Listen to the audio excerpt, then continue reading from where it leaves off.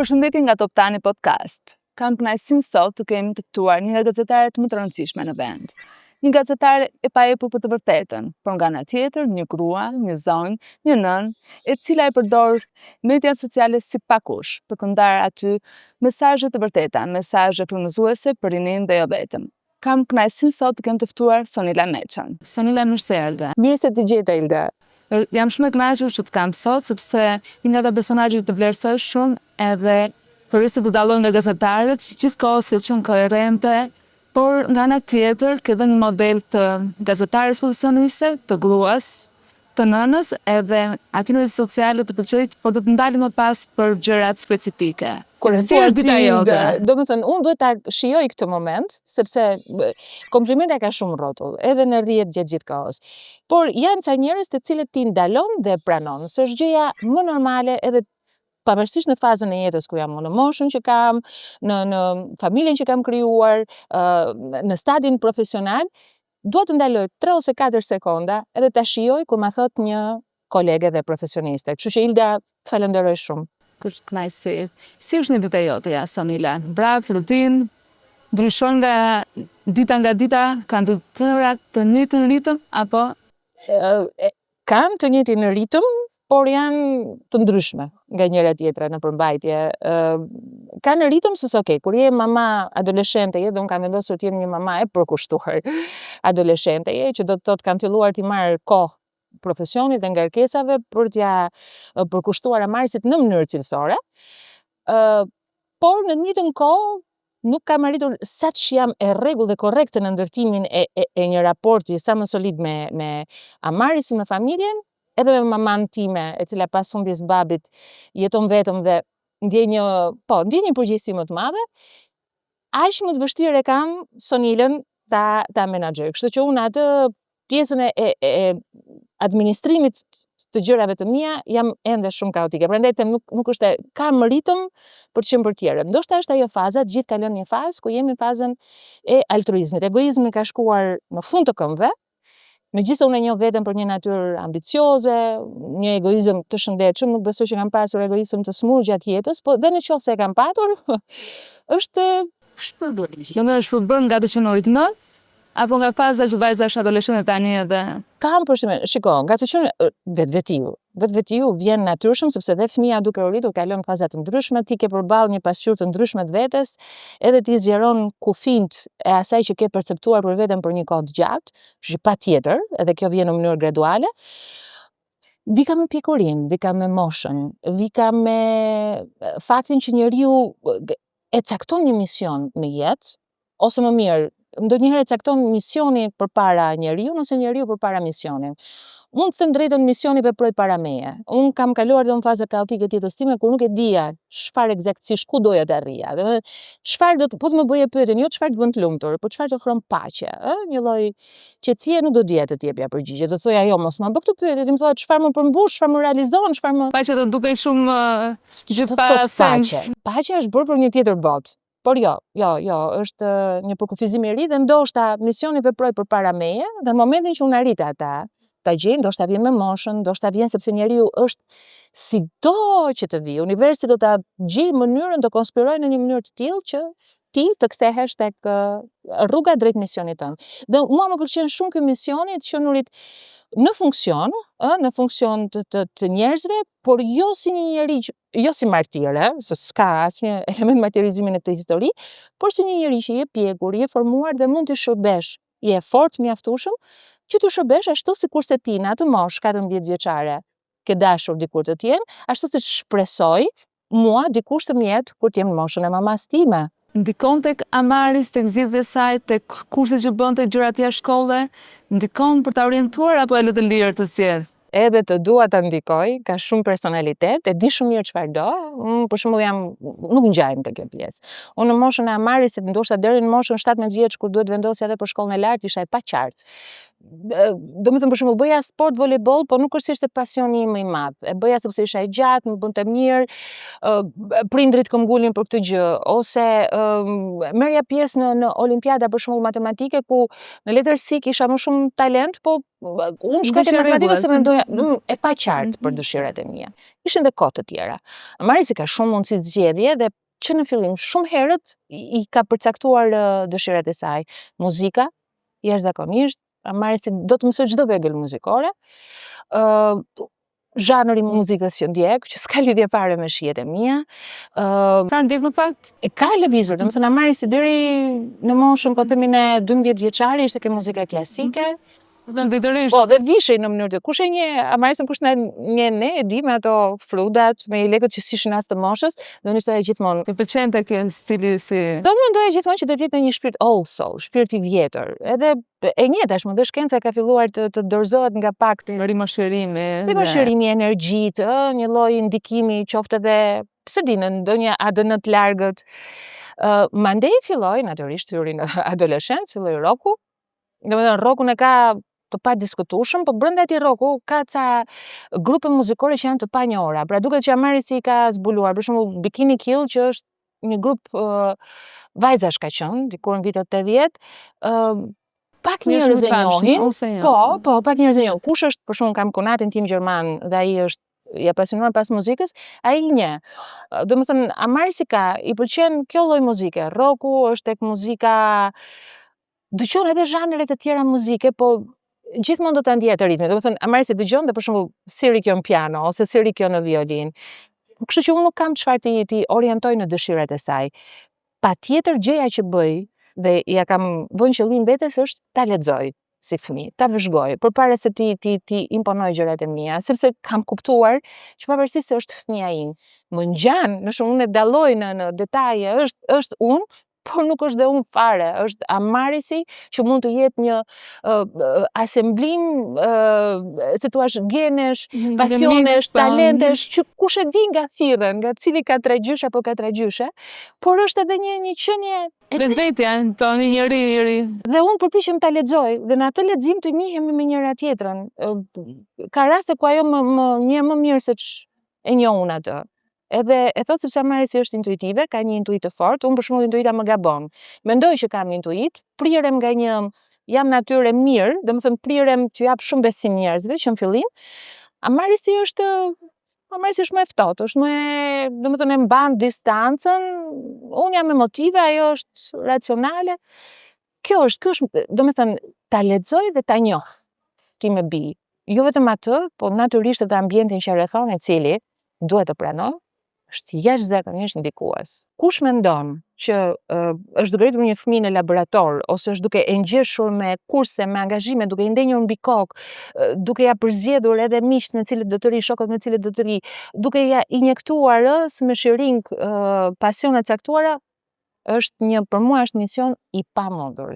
Është një eksperiment i cili në fund mund të prodhoj nuk do të ja fjalën monstër, se është fjalë e egër për një fëmijë, po mund të prodhoj një qenie s'ka lidhje me prindërit dhe me modelin që ke të dashur. Jo vetëm, po një kaos, një mungesë organike, një mungesë harmonike, një njeri pa përmbushur.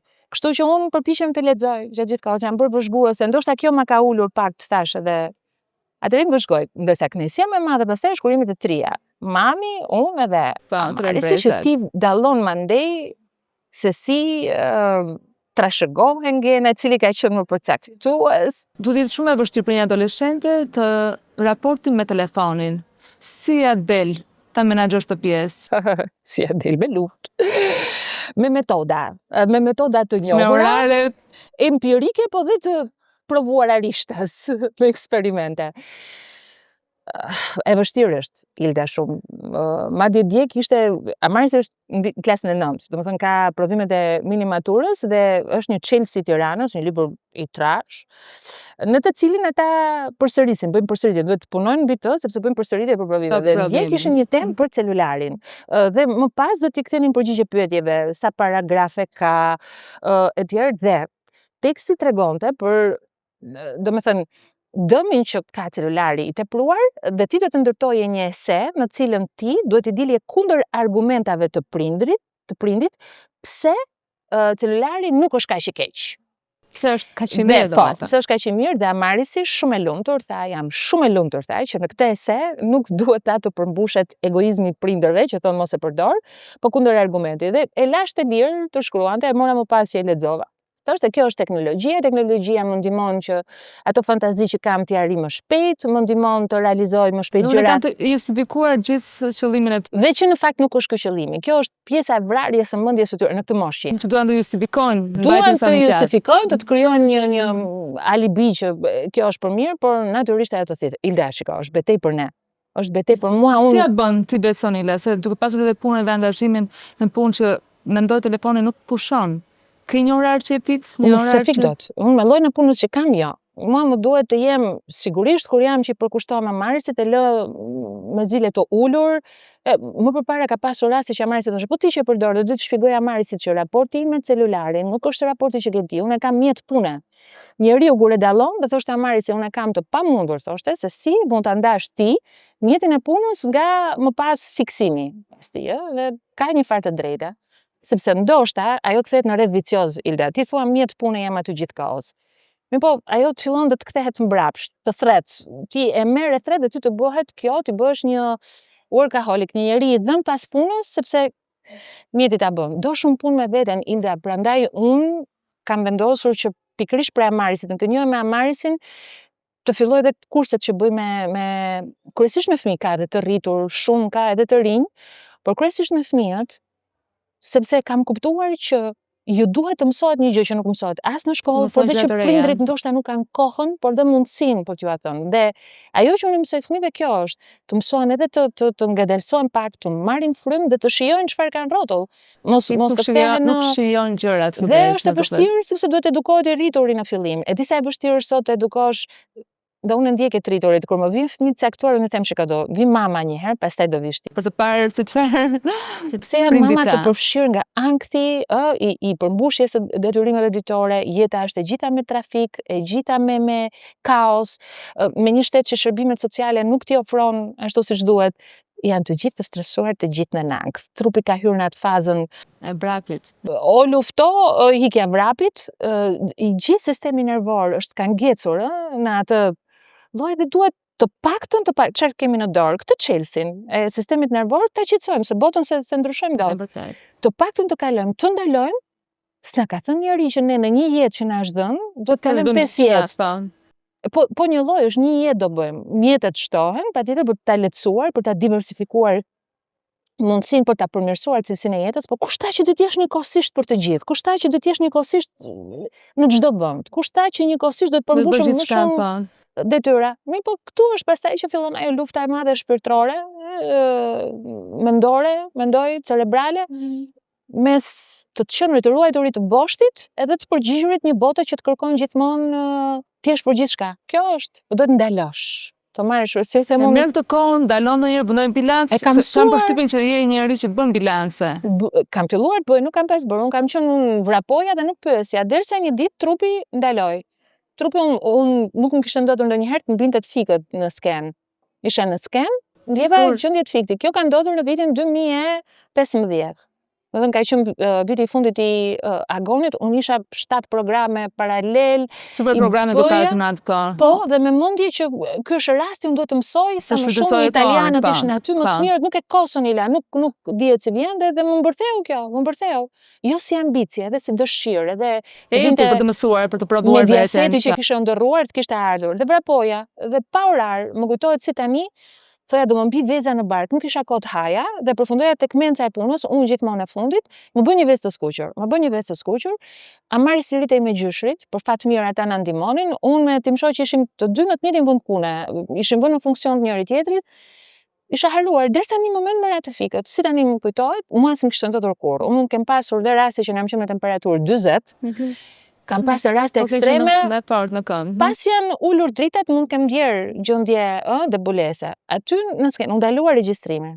Mirë që ishim me regjistrim. Shkoj, dhe nga aty më fillon një kalvar i çuditshëm, gjërash që lëviznin zinxhir. Për shembull, një herë ndjeja një marrje mend fuqishme. Filloja kontrollohesha për kokën. Pastaj më fillonte një dhimbje koke sikur më diqte skalpi. Filloja e zhete kokës. Pastaj fillonte zemra me ca palpitacione, fillon ekot e zemrës. nuk dilte gjë. Fillon të më pas nisin pirje gishtave, nisja nga e para, analiza të gjakut, analizat dilin shumë mirë. Unë ndjeja që trupi im sikur ishte çmontuar, nuk më përgjigje dhe simptomat më vinin radh pas radhe, që filloi stomaku, i provova të gjithë kurat e mundshme, bëra të gjithë endoskopitë e mundshme, bëra fibroskopit, nuk gjendej.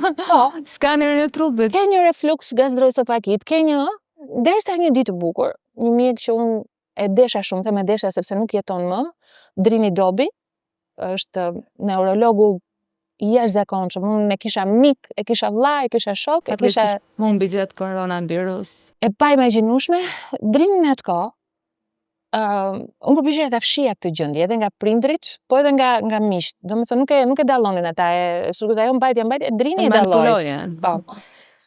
Drini tha, "Sonila si je?" Tash Drini të pyes, me qira fjalë, unë çoja babin atë kohë, babi ishte me Parkinson. Edhe më thonë Drini, Sonila, e para një herë quhet burnout. Pra ti janë djegur gjithë kandelat e makinës. Makina është në rregull, pjesët i kanë në rregull, po është djegur motori, duhet të ndalosh, edhe të fillosh. Dhe Drini më futi në këtë rrugën, të mësoja frymëmarrjen, të nisja jogën, po jo ta nisja jogën se duhet nisur, ta kuptoja, të ndaloja, të hiqja dorë nga ca gjë, të prioritizoja, të filloja të vija prioritete, sepse ta Drini, Sonila është shumë e thjeshtë, unë të përshkruaj në këtë moment, edhe për këtë gjendje ankthi generalizues, edhe për këtë fillim fibromialgjie që ke, që është shumë e njohur tek personazhet e botës publike që duan të jenë kudo dhe mos lënë asgjë mangut. Unë tha, mund të t'jap ilaçe dhe ilaçet do të shqetësojnë për një periudhë. Ti po nuk e nise këtë proces vetë, sa nuk është kthyer në një sindrom e cila më pas do të kërkojë një kurim serioz.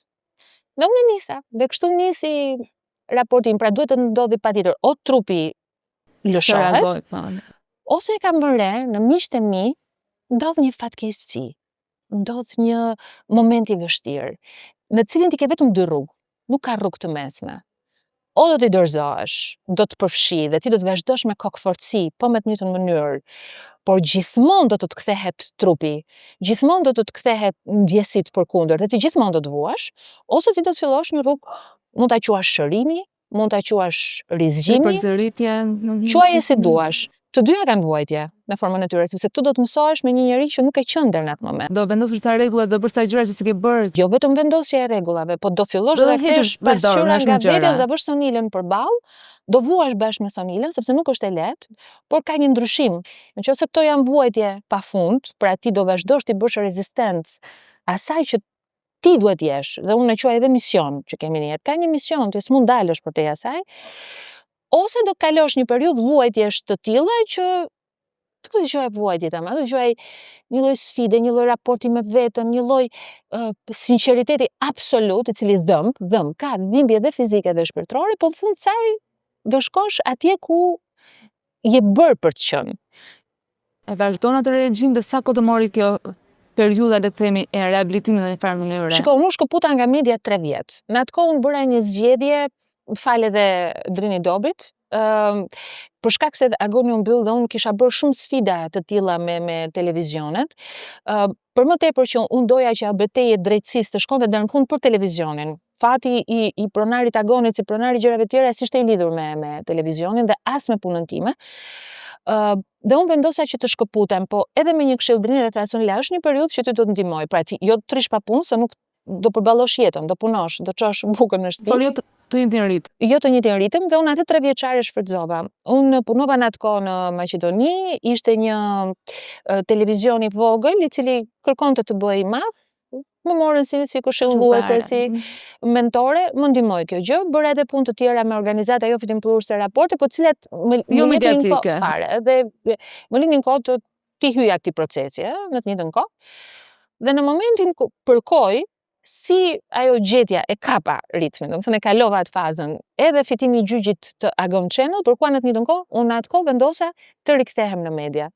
Dhe u ktheva me mundësi tjetër, të cilën unë e vura re që në ditën e parë kur dola. Mendse do të thotë me orare të shkurtuara, e fokusuar tek një program edhe jo. E dija çfarë kërkoja, nuk e merrja më konfirmimin nga jashtë. Pranova atë Sonilë që unë jam, i njihja limitet e mia, i njihja pasionet e mia, e njihja talentin tim, e administroja kohën time, e dija, tashmë e dija, e kisha hartën përballë, e shikoja dola nga vetja dhe pash të gjithë skenën nga jashtë. Kjo ndoshta është ajo aftësi që nuk arrihet dot unë mund ta them tani dhe dikush më thotë sa të lehtë, moj vajze ke. Jo, unë po e them kam kaluar një proces dhe shumë të vështirë. Më është dashur të gëlltis çdo ditë, një herë me shishe, dhe pastaj me gota, e pastaj me glënka, egon time, ambicjet e mia, ca bindje të forta, të skalitura në kokën time, sepse unë mendoja që është e drejtë, dhe ndoshta mund të ishte e drejtë për ato që unë perceptoja, por problemi është që unë e them gjithmonë është një eksperiment shumë i bukur që e ka bërë një profesor jashtë. Njerëzit mund ta dinë, po unë po e rikthej. Një profesor vendosi një top në mes të klasës, midis meje dhe teje, një top të rrumbullakët. Edhe na tha në të dyja, çfarë ngjyre është topi? Dhe unë të them topi është i bardhë, dashur Ilda. Ti thua nga një tjetër Sonila, topi është i zi. Dhe them Ilda, unë e kam përballë, e shoh, është i bardhë. Dhe Sonila është i zi. Dhe ne do të fillojmë të hajemi të dyja dhe do të them ti ke qef të kundërshtosh, ke shpirtin apo do të shikosh sa shpejt më bësh mua nervoze. Nga ana tjetër ti kthehesh dhe thua, me mua nuk më bluash me bllokën. Domethënë, unë atë që e shoh, Sonila, hiqi këto metoda, këto mënyra manipulime mendore, derisa do agravojmë të dyja me njëra tjetrën, dhe në fund profesori nuk do bëjë gjë tjetër, do marrë topin, do na e tregojë dhe vërtet, në anën e gjysmës time topi është i bardhë. Në anën e gjysmës tënde topi është i zi, që do të thotë nuk e shoh dot. Unë jam me të drejtën, por është e drejta ime, nuk është e drejta universale. Dhe këtë mësova, që e drejtën për ta parë do dalësh nga bindjet e tua. Nga ato bindje që ti ke fortifikuar, është tjetër gjë bindja që del nga njohja, dhe është tjetër gjë bindja që ti e bindur sepse e drejta është kështu. E drejta, nëse ti nuk e sheh në 360 gradë, nëse nuk hyn edhe në ca lëkurë të tjera. Dhe prandaj them që betejë më e vështirë, madje sot më vjen në mendje sepse sot është dita e Holokaustit. Ilda dhe ime bi kishte bërë një projekt për Holokaustin dhe duhet ta mbronte. Edhe kishte bërë një tekst si Holokausti etj. Dhe në fund ishte çfarë i mëson kjo gjë brezit të ri. Edhe porinte tha, po çfarë na mëson që ne mos jemi. E di çfarë thashë Maris, çfarë të mëson Holokausti? Sa Holokausti ka pasur dhe më pas. Domethënë, patjetër që genocide edhe në kohët që jetojmë. Çështja është që gjëja që mbetet konstante nuk është prirja e njerëzimit për të bërë keq. Ka qenë, do jetë, kështu është e mira me të keqen në luftë. Prirja që duhet vrarë kjo konstante është të bindurit e verbër për të shkuar pas diçkaje, pas një ideologjie, pas një njeriu. Duhet pyesin, ta bëjnë pyetje të shqetësohen, të mos vjen të verbër. Kjo është që duhet të mësojnë vëllezërit e rinj, që bindja e verbër është ajo është vrastare, se ajo është shkaku, më pas Holokausti është pasoja. Kështu që ky proces, Ilda, i gjithë. Me që përmend Agone, ka qenë ai momenti më i vështirë i karrierës tënde? Absolutisht, po, dhe jo sepse një televizion u mbyll, u ndërprej një pagë e cila më pas kur u publike pa që nuk ishte as më e madhe dhe as më e vogël se shumë kolegëve të mi, u mbyllën dy perspektiva madhore. Unë e di se ku po shkonte Agoni. Agoni kishte hapur dhe Agoni Italian, dhe synimi ishte të bëhej një hub, pra një qendër e madhe mediatike, ku Agoni, do me thënë, është mbyllur në tetor, po themi ne, konfiskimi ka ndodhur që në 15 qershor. Në datën 8 korrik, bëj takimit do të vinin edhe Mediaseti për një bashkëpunim të madh që edhe telenovelat, edhe programet të prodhoheshin në Shqipëri, të prodhoheshin, të prodhoheshin në Shqipëri sepse delokalizimi edhe me kosto dhe të shtrihej kjo gjë dhe të vijonte bashkëpunimi. Agoni sapo kishte hyrë edhe në matën e Auditelit italian. Unë për vete isha ballafaqur me kritikën italiane që ishte e tmerrshme, unë mbaj kur kam dalë me programin e parë. Nuk ishte gjuha italiane sepse unë e flisja arish, nuk e flasja italian, do të ngacmonin, po unë e kisha shumë kollaj se thoja ju keni prezantuese që zvina si fjala anglisht të jenë prezantues. Po më kujtohet herën e parë kisha dalë me një fustani ishte shumë i bukur, por ndoshta nuk ishte për atë program, ne kisha program Kuici, herë e parë që drejtoja dhe në atë lloj niveli. Jo, si ishte niveli shumë i mirë, por ishte Kuici ka ritëm tjetër, format tjetër për natyrën tënde. Natyrën time. Edhe komenti parë i kritikës me cas paleta si në vitet 90, rët nuk janë të forta, ose rët nuk, nuk ndahen ato gërmat që janë të shkruara 2 për shembull, që zgjatet pak. Tani unë prezantoja për herë të parë në italisht, me publik italian, me të ftuar italian, një quiz Fortuna Fanovanta që ishte me njohuri enciklopedike.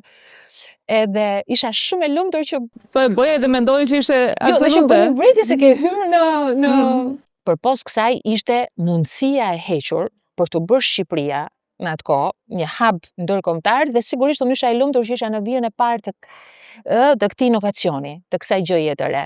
E para për këtë dhe e dyta, Ilda, ne ishim 400 veta kemi qenë atë kohë sepse u dubluan njerëzit edhe me fillimin e Agon Italias. Erdhën edhe shumë italianë që punonin me ne.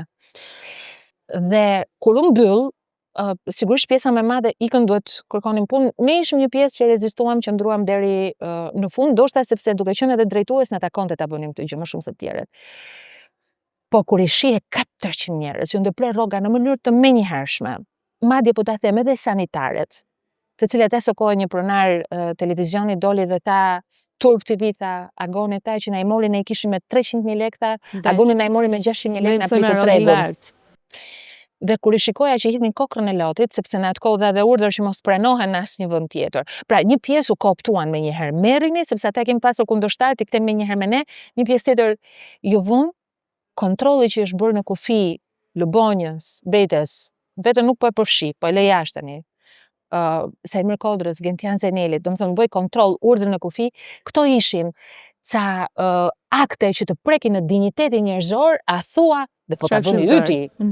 Se çfarë ke bërë, domethënë janë 2 ngjarje që mua më kanë lënë dhe më pas e kot të them, goditja e kolegëve që nuk e prisja, insinuatat, madje mund të them edhe në familjarët e mi, në rrethin tim familjar që insinuonin, po ja hapni syt herë tjetër ku punoni.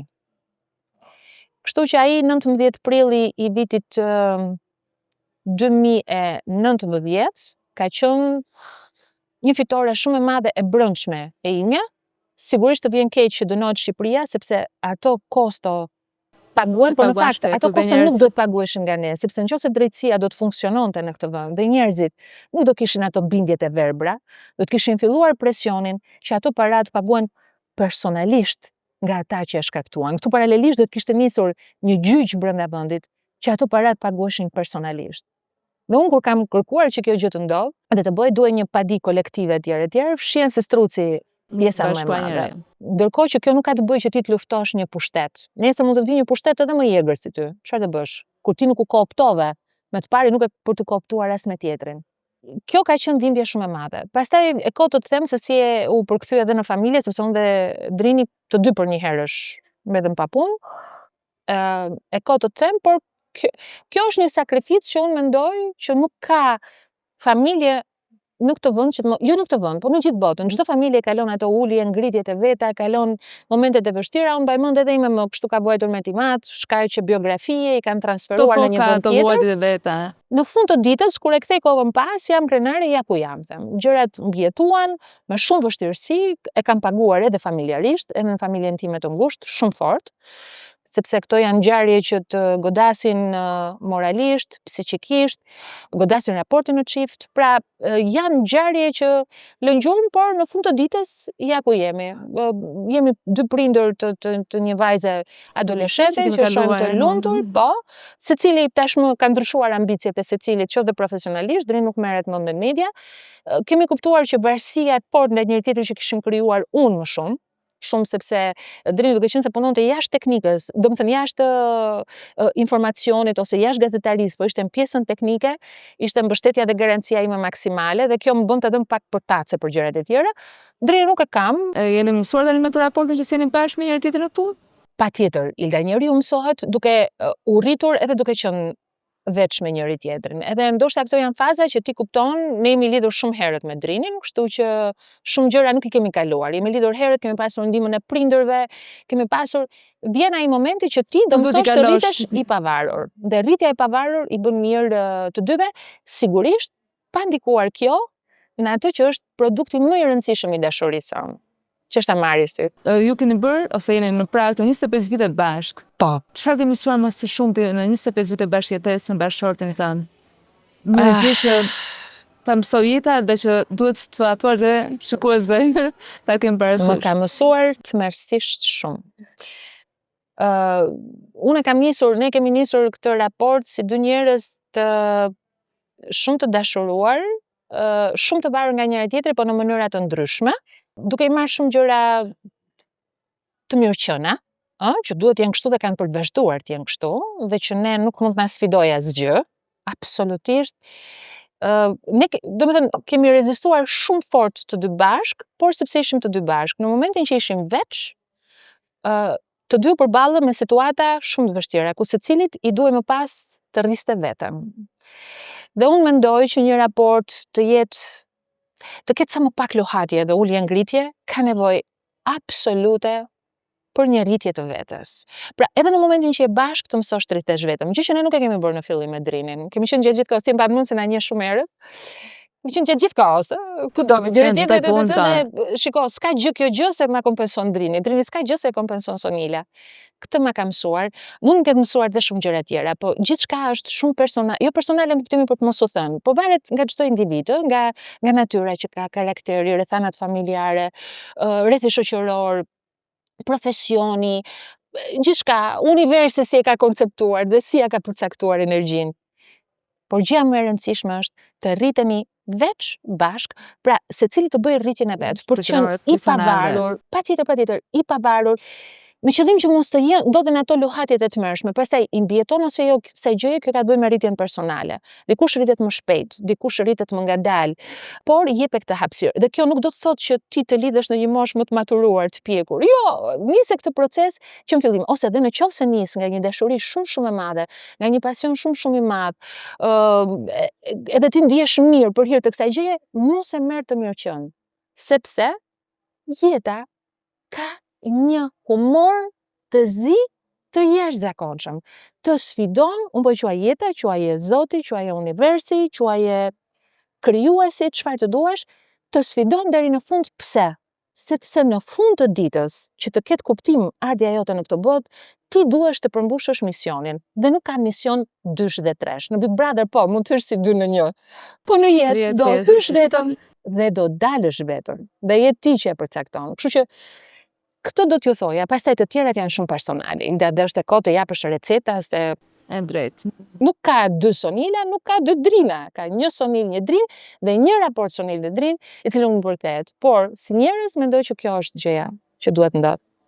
Sonila ti ke qenë një studente ekselente, sa u mbarove shkollën, u emërove pedagoge. Po. Nëse kthehesh pas, do ta lije, domethënë me gjithë sfidat që ke jetuar si gazetare, me gjithë gjërat e bukura por edhe të vështira që përmende.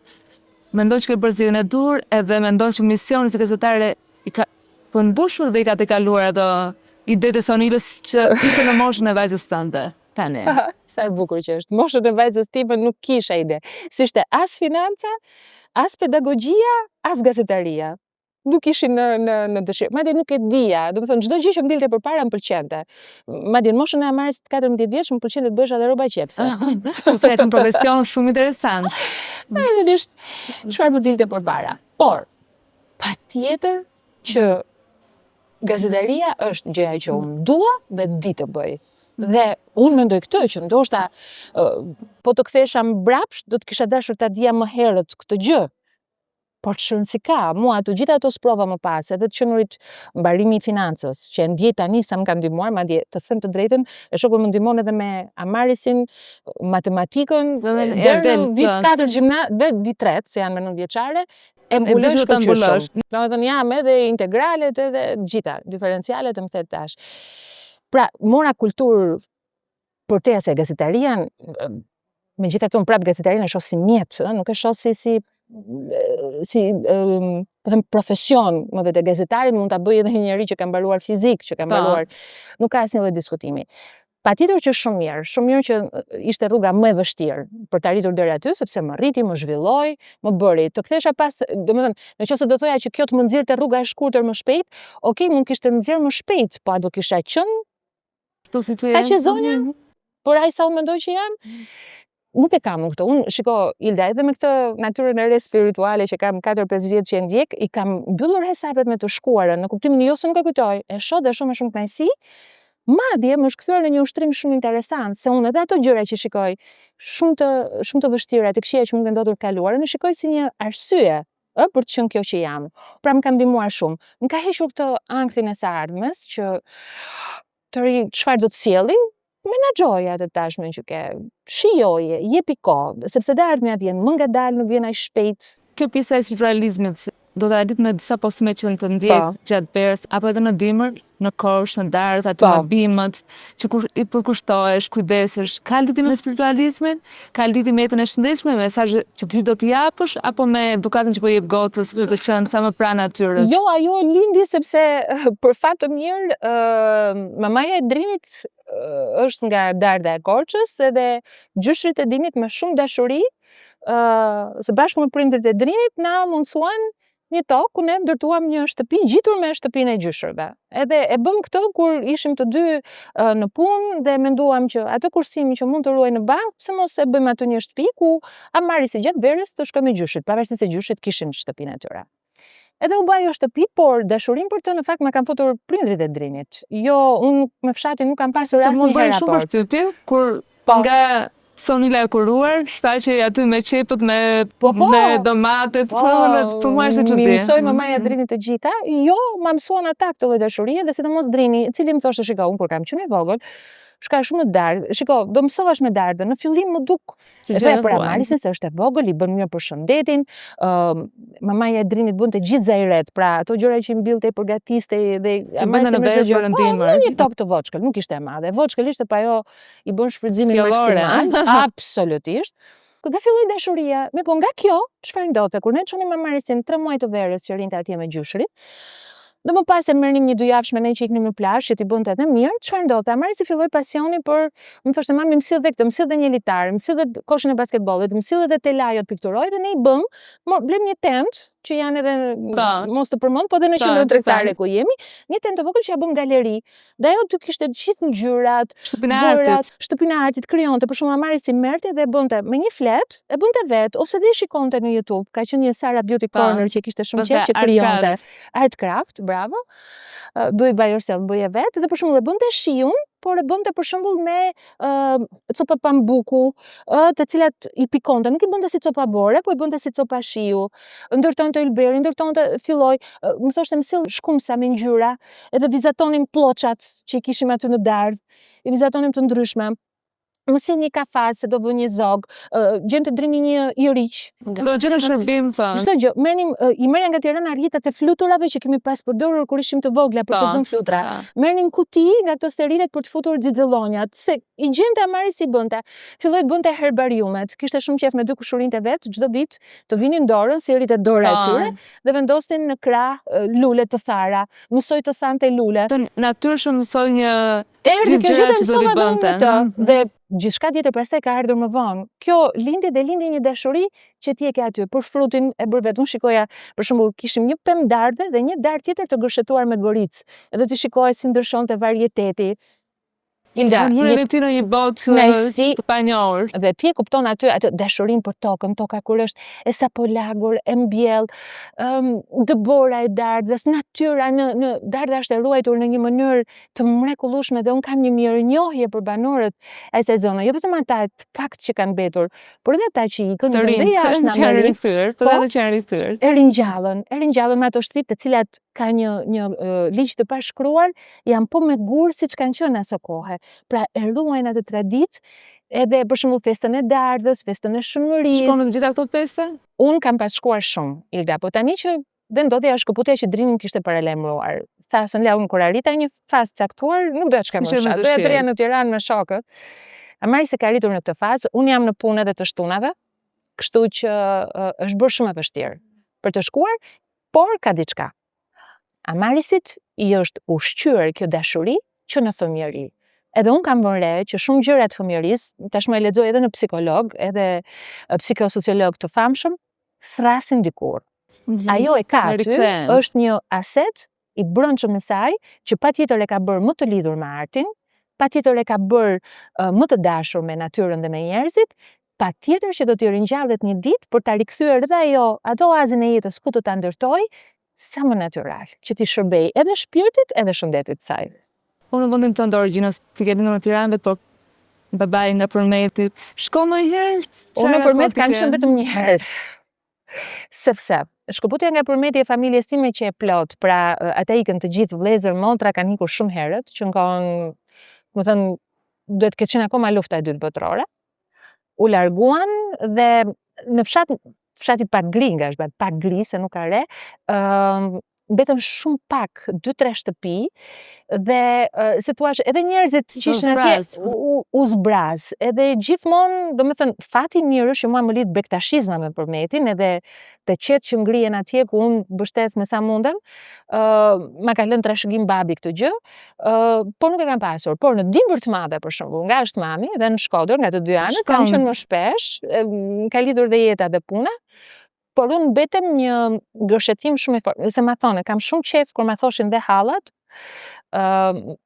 ma thonë sot edhe kushërin të mirë që je përmetare. Ke genin të Përmetit, të Përmetit. por je edhe Dibruçk. Më thonë, kështu që... Por ishte edhe një gjë negative, besoj. Shiko, kanë ata, Dibranët, kanë të dy negativet e tyre. Për shumë përmetaret kanë një tolerancë më shumë se ç'duhet, Dibranët kanë një kokëfortësi, më shumë se ç'duhet, por kur e thon atë Dibruçkën e thotë që je fort. I qëndron gjës, je fort, ja del, edhe më vjen mirë. Unë me kënaqësi të madhe ju mbaj dhanë të mira dhe të këqija me shumë dëshirë. Fuqi ti mbaj. Jam dy gërshetime jug-veri me qef të madh, s'ka gjë, edhe anët negative se kompensohen ke njëra tjetra. Jam shumë e lumtur që kam të gena. Sonë Launa me lumtur që të njoh dhe bashkë njemi që kur ke qenë beqare, kemi bërë intervistën e parë në Bluetooth, pastaj kur je bërë nën me Amaris. Kam njohur plot momente të jetës tënde duke ndjekur edhe nga larg edhe afër. Si ka qenë media me ty, si kemi qenë neve, a kemi qenë koleg të mirë, korrekt, ke pasur momente që i është gënjur shumë nga... Ilda, ti je shembulli më i përsosur për veten time. Shembulli më i përsosur se si është ky raport dhe që në fund nuk ka rëndësi. Shiko, kolegët janë gazetarë. Gazetari është nga natyra, është provokativ, është hulumtues, kërkon të ketë lajmin ekskluziv, kërkon të jetë i lexueshëm, i klikueshëm në kohët e sotme, kështu që ajo që mbetet që ka rëndësi është esenca në fund të ditës.